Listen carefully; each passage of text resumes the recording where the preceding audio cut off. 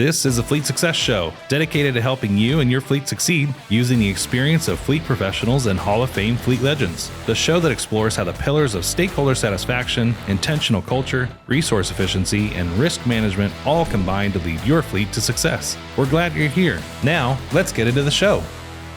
All right, welcome back for another episode of the Fleet Success Show with your hosts, Josh Turley and Marc Canton. How you doing, Josh? Hey, good. For those who are joining us for the first time, I'm Josh Turley, the CEO over at RTA Fleet. We have a fleet management system that we've been writing for over 45 years. So cool. So I've been the CEO for 20 years, and my big focus, the thing I'm most passionate about, is actually leadership development, which we just had an amazing week this week. We'll talk about that on another episode. But for our listeners who is first time listening for Marc Canton, what's the 20-second intro? Head of product and consultant here at RTA. I've been in the fleet industry for nearly 30 years. Ran a fleet and transportation department in New York City and went on to be a consultant before landing here. So today, I know a couple weeks ago, we talked about what do you do? You know, somebody comes in and says, hey, we got to cut $2 million. What do you do if we do, we've got to totally change our staffing level? Or they try to tell you we don't need this technician. Right. Because that's usually the first place they want to cut is in technician salaries because labor is expensive. Right. How do you know that you have the right number of techs? How do you know how many you'll need in the future? You know, if things change, what's the process you go through to make sure that your staffing levels are appropriate and that you can justify them? So key is always good data. And so amazing. Always comes back to that. Yeah. God willing, you have a decent data management plan and you're executing it properly, which means you're recording your labor hours. Ideally, you're also recording your indirect labor hours, right? What I mean, the stuff we're billing to work order and or not, right? What are my techs doing? If you're doing that, then really you have everything you need to justify how many techs you have. So you can calculate how many hours a tech should be able to bill to work order, right? You know how many hours you pay them. Usually it's $2,080 for a 40-hour work week. And, you know, maybe they're guaranteed overtime or there's some standard amount of overtime that they always seem to get. So you can include that in there if you like. And then you subtract out of that, PTO, sick days, those sorts of things, vacation, as well as any training, right? You usually have mandatory trainings. Hopefully you have not only the soft skills that HR is requesting, but also some technical training. Real quick benchmark is about 40 hours you want to get of technical training each year for your techs. The point is you can subtract all that out and you can come up with, and you can figure out, all right, they need about this much time to clean up their bay and what are those indirect things? Yep. Yeah. You know, maybe your organization has paid breaks versus unpaid breaks, right? So you have to calculate that. But the bottom line is you can figure out how many hours you should be able to expect them to bill to work order. And you can use that for a whole bunch of things. But in this scenario, if you know how much labor you've been putting into maintaining your fleet over the last several years, right? You can take what a tech should be able to do, take the top number in the numerator and divide it by the denominator, and that's how many techs you need, right? Yep. So at a high level, that works extremely, extremely well. And it's empirical.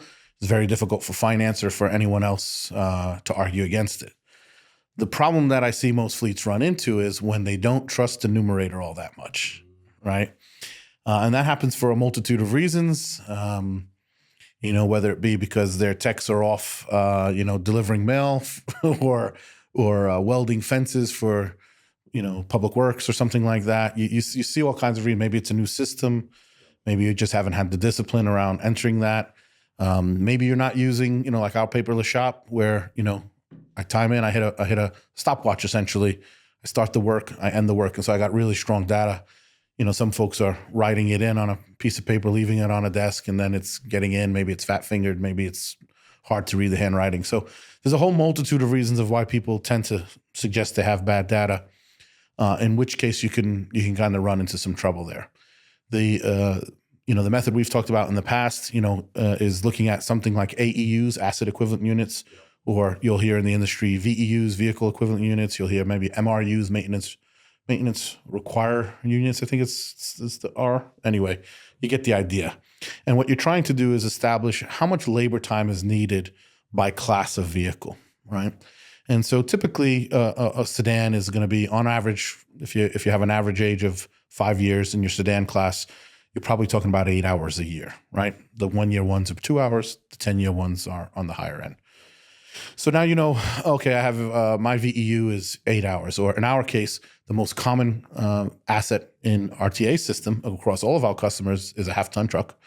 And we found that that's about 11.3 hours per AEU. Okay, so here's what you can do if you don't trust your data. You can verify it. Good practice would be to kind of match that up against the ones that you do have good data for. But what you do is you assign an AEU value to each of those assets based on their relative amount of work, right? Like a fire truck is going to be big. It's going to be 5 to 8 AEUs, whereas something like, let's say a minivan, it might be the exact same thing as your sedan. And so you correlate it accordingly. If you do that with all your classes, and I'm skipping a step here because it does require you have a good classification system. If you're bundling every truck you have into a single class, this is kind of out the window. Or if you're getting too granular with every single class. That's a very good point, right? Yeah, it's going to be harder because you're not going to have enough data. Correct. To your point, right? Like the data we have shows overwhelmingly there's no difference between a compact, a subcompact, a sedan, or a coupe, or even a wagon sedan, or even these days with the crossover SUVs. Yeah. There's just not much difference. So that's a great point. Categorizing those in a good way. If there's so at least you get a statistically sample, right? Exactly. A statistically significant sample size. Exactly. Right. Say that 5 times faster. Yeah. If you have some one-off assets, you might have to kind of put them aside for now, right? And come back to them and maybe compare them to reasonably similar assets and say, okay, we're going to assume you're about the same. But anyway, once you've done that and you say, okay, well, if it's 8 hours for a sedan and 11 hours for a half-ton truck and so forth and so on, you can essentially take the amount of assets you have in each one of those classes and multiply them out by the labor hour you assigned for each AEU. And now you have a fairly decent estimate, of what the amount of labor should be required to maintain and repair that fleet. Are there some other assumptions in there? Yes. Okay. In-house shops, generally speaking, and again, there's always nuance, but generally speaking, in-house shops in North America will outsource between 10 and 15% of their work. Oh. Okay. It's very possible that you've been short 2 mechanics for an extended period and you find that you've been outsourcing 25% of your work or more. You have to account for that in the math. Maybe you're in Alaska and you're in a very remote location and you don't outsource anything because there's nobody to outsource it to, right? Again, you can account for that. You should see much higher labor amounts per truck. Nonetheless, those hours still are indicators of how many mechanics that you need, right? So this works very well. It's consistent. We have found it to really work very well for fleets of really of all types, from government, local government to very large corporate. It's a fairly applicable thing. What changes is the amount of hours you can expect from the tech. That's where you'll see some variations depending on some of those industries. So I think that works well. And I think that's kind of the first step, right? I think you probably can do most of this yourself. If you can't, again, as we always talk about, find a consultant. Sometimes you're just putting out fires and you just need somebody to go off and do a one-off project for you. It's a really good job for a consultant to be able to do for you. And if they have experience, it should be fairly straightforward. It should be an easy win for you to at least put that in front of leadership. Now, the other piece we run into is, well, okay, I find that I need 10 techs and I only have 8. Now what do I do? And I can't get those other 2 approved. Or, to be honest with you, a very common example is I don't have enough bays. I can't fit 10 techs in here. Right. Where are they going to work? How they, Right. So obviously there's a few options on that last piece. Maybe you're creating new shifts so that they can share bays. You don't really want sharing bays in the same shift. And ideally you don't share bays across shifts either. Yeah. Unless there's enough gap. Right. But because otherwise they got to overlay and yeah. You want to avoid it, but I would rather the latter. It's a workaround that people have put into place that can work, if that makes sense. Yeah. I've seen people even go so far as to set up a pop-up outside, right? They'll build a little temporary awning structure and that becomes another bay. Yes. Which has its own issues, especially if you're in a hot desert climate or a cold winter climate. Correct. You're going to have to run into those problems, but it's at least a temporary solution that you can kind of get through. Right. And what you can do is designate certain kinds of jobs in there. Yeah, that makes all the sense in the world. And again, depending on how your shop is set up, you may be well set up for the tip we're about to give, which is, some folks have PM bays, they have welding bays. In other words, they have job specific bays or asset specific bays, which is great. And so that, I would say, is the next thing to look at. What we often find with fleets is when we go to that next layer is, all right, I got 6 heavy duty technicians and 2 PMs. and nothing in the middle, right? And then you find out, well, half the work they're doing is running to a shop, or running to get parts or something like that. The point I'm getting at is take your VMRS codes, right, and look at the kind of work that you're doing closely and determine, what kind of tech do I really need for that type of work? You can go a step deeper into when am I doing that type of work, right? Right. And so instead of having maybe 10 techs of the exact same type and training and background and certification requirements, you might want to, and I know most folks don't actually have that literally, but you might want to divvy that up. You can pay a PM tech a lot less money, so you might, and hopefully 80% of your work is PMs, right? 70, 80. So getting a PM tech in there that maybe you just got out of a dealership, or even you can teach. If we're being honest, you can train a PM tech, right? So get them in there and get most of that work done. And that might have to change some of your logistics around, do I do my PM at the same time that I'm doing my brake job? Maybe not, right? But, that's definitely something you can tackle, right? And what we find there is just like we talk about with right-sizing the assets, right? A lot of people hear that and they assume we mean remove vehicles, right? And yeah, sometimes it does mean remove vehicles. But we often find a lot of money by changing the mix. It's just right typing instead of right sizing. Yeah, get you out of that 1-ton truck and get you into that, compact crossover SUV. It can save a lot of money. And so, and the reverse is true, by the way. If you got a 10-yard dump truck and every job that you use, you need a 20-yard dump truck, guess what? You're doubling your trips, right? Yeah. And you need more trucks. So again, it's a two-way street. Same thing here with the techs. You can find a lot of money and a lot of efficiency by looking at the work. And by the way, make sure you track those indirect hours. Right. Because that'll tell you, how much time am I doing with shop cleanup? Well, you know what? Maybe you call facilities and you make a deal with them and say, you guys come in and do, So it's really important to track those indirect jobs as well. Well, because those all add into the denominator, right? Like you got to figure out how many, I guess the numerator, but you've got to figure out, how many hours do I actually have to work with here? And if you're subtracting out, well, then you've got to account for everything in between. Right.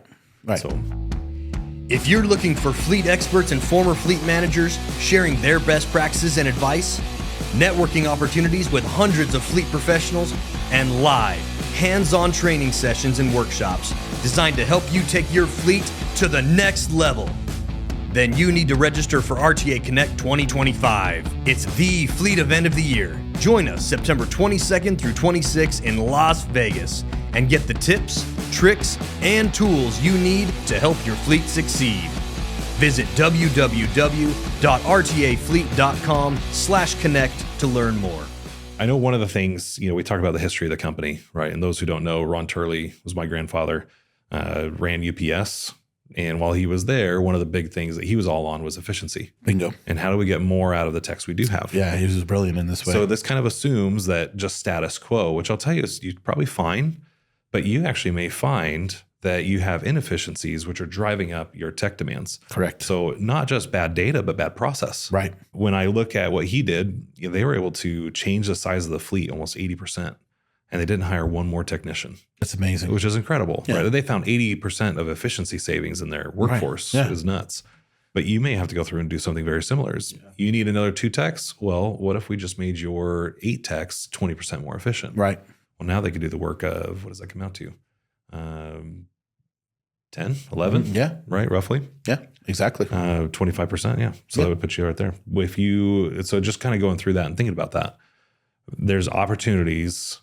If you need 10 and you don't have 10 bays, or maybe you don't need 10. Right. You just need to look, have you got them as efficient and as productive as you can? Right. If you've done that, then by all means you need 10. No, but that's a great point, Josh, because if we're being honest, most fleets haven't done that. Most fleets haven't even done that, right? To do the spaghetti diagrams, to do the process that's mapping. That's a big one, yes. That's probably my favorite, is to just follow your techs. Like just spend some time and say, okay, what jobs are they spending the most time on? Right. Start with that job. And literally just draw a line on the paper as you follow them around and see how many times that line overlaps itself. And then how long, when they jump over here and do this, how long did it take them for that little distraction? Do they have the right tools for the job? One of the big things that Grandpa found is they wouldn't allow them to use impacts when they were disassembling the engines, which he thought was weird because Cummins uses impacts to assemble them at the factory. Right. Why won't UPS allow them to use them when they're doing it? It's because they were afraid of breaking bolts. Driving up in the Northeast, I guess, salt, rust, all that fun stuff. And cold, They did at least allow for the use of a 3/8 half or 3/8 ratcheting wrench. Okay. Right. And so they got an air ratchet. That speeds up the job tremendously. Yeah. But then they would find, they lost this air hose. All right, well, let's get everybody air hoses. Right? So let's invest a little bit in the equipment. And they, the job that they did this big study on was they had an engine that needed to get swapped out. Right. And it took 12 hours or whatever, because they would pull it off. It was a very simple engine, but they would have to pull off the water pump. They'd have to pull off fuel pump. They'd have to pull off all this stuff. And every time they pull something off, they'd have to put it back on the new block. Right. And so that was kind of the trade is, if you're doing that with a ratchet, it's much it takes forever. Yeah. But if you have an air ratchet, it's at least a little bit better. Changes. Yeah. It changes the job pretty significantly. Yeah. And obviously now we would probably use electrics, and that would be much better. But, back then they worked with what they had. And so they took that 12-hour job and got it down to 6 hours, potentially even 4. And then they went and found the next job. Right. And they rearranged some of the things in the shop bay. They got all the parts there originally. So these are good. This is a huge tip, right? If you want to make your fleet more efficient, preload the parts. Absolutely. So that tech doesn't have to go get the parts from the parts clerk and wait for the parts clerk to get them and get distracted on the way there. Common use parts should be right there by the bay. Yeah. You can still track them and inventory them. If they're walking away with them, you'll know. Yeah. It's a great point. And so you go through and you do that, and that will save you a huge amount of time per every job that they have, and then the number of times they have to go to the parts room. Moving the wash bays to central locations. We love, putting the computers in the base. So giving them laptops, giving them old tablets. Absolutely. So that you don't have to walk back and forth to like a single workstation. And let's put those two together super quick, because the other thing is, don't let your mechanics go to the parts room. They lose too much time. These days and age, you should be able to open up that tablet or that computer and say, hey, this is the part I want. Parts room brings it to them, right? Shopping cart. Yeah. Absolutely. It's like Instacart for your shop. Sorry to interrupt you, but the amount of time you can save today with doing those things, to your point, There's just too much of a risk. They walk away from there, and now somebody's going to talk to them about the game on Sunday. Exactly. And then somebody else is going to ask them about this job that they're working on. Right. And that little, it might only take them 3 minutes to walk from the bay to the parts room. And that 3-minute walk will actually turn into a 30-minute walk. Yes. Just because of all the interruptions and the delay in getting it there. So preload the parts room, take the parts, put it in the bay. Right. When the vehicle gets in. Exactly. And now the tech has everything they need right there. Right. The goal should be to never let them leave the bay, other than their breaks and their eating and whatnot. So I mentioned the computer stations, though, because that's the same problem. I walked into so many shops. In fact, we have one here locally. They have one computer station. For everybody. Yeah, that's a challenge. And it's a bay. I want to say it's a double-sided garage. So they actually have room to work on, almost 15 or 20 vehicles at one time. Wow. Right? So it's a big garage. Wow. Yeah. But they've got one workstation. Listen, are you kidding me? 20, 30 years ago, when computers were super expensive, I get it. But now for $500, you can get a computer that's more powerful than anything. Yeah. But they all do. And I've seen in fact, a school district here locally, same thing. They've got enough bays for probably 8 school buses, and yet there's one computer in the entire shop. Instead of there should be a computer terminal at everything. And why? Well, IT won't install the drops, right? We can't get power drops over here. We can't get network drops over here. That's killer. And that's where I was like, okay, well, use a tablet. Tablet. Just plug in a Wi-Fi adapter somewhere. Get Wi-Fi in the shop and use a tablet. We will help you do this. Seriously. we would rather, exactly. Right, but put the tools in their hands so that they don't have to leave the bay. Exactly. And then, so I mentioned, as you're doing the spaghetti diagram, to look for how many times it overlaps. That's the best. Then you go into work sequencing. And that's just, you look at, well, how many times did we go around the vehicle? Well, like 20 or 30. Right. Why? Can we sequence the work so we only have to go around 5 times? Exactly.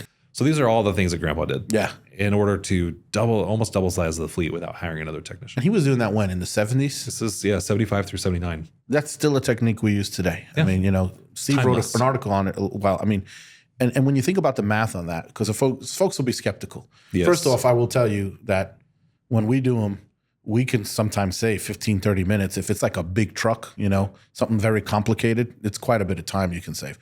But even if it's something small, if you save 5 minutes a job, think about how many PMs you do in a year. Yep. How many inspections you do in a year.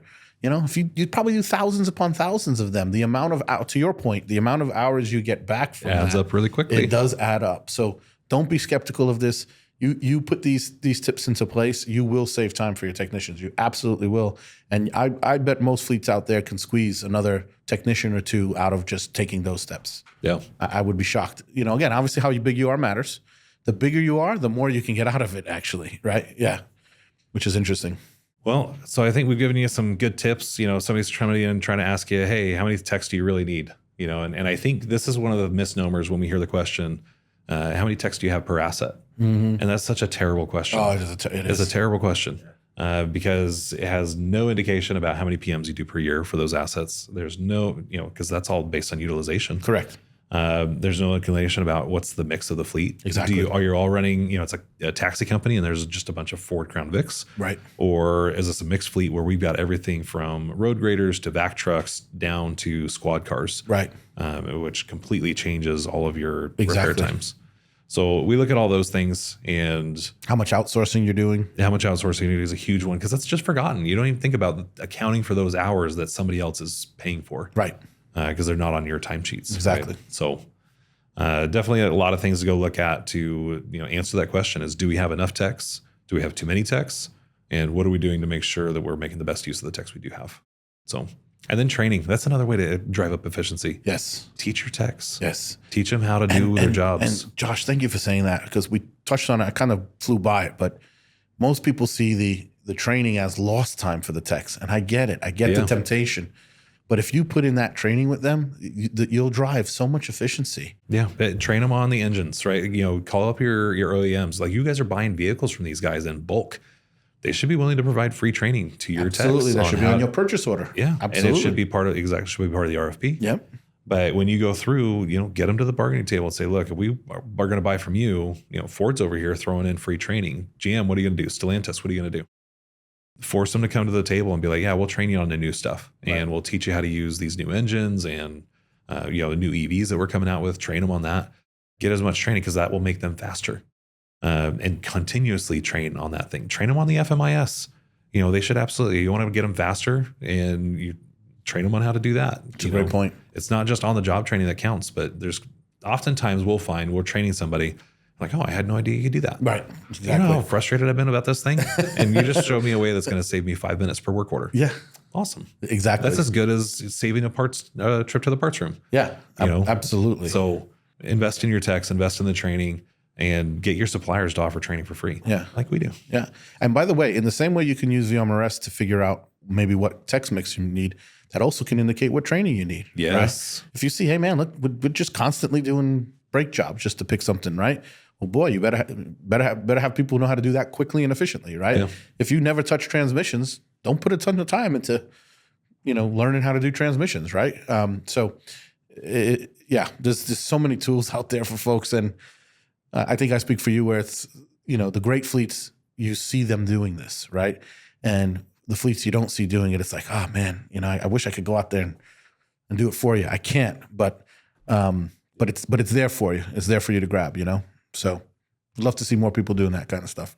All right. Well, I think that's going to do it for this week's episode. As always, we thank you for listening. Yep. Have any questions? Love to hear from you at podcast@rtafleet.com.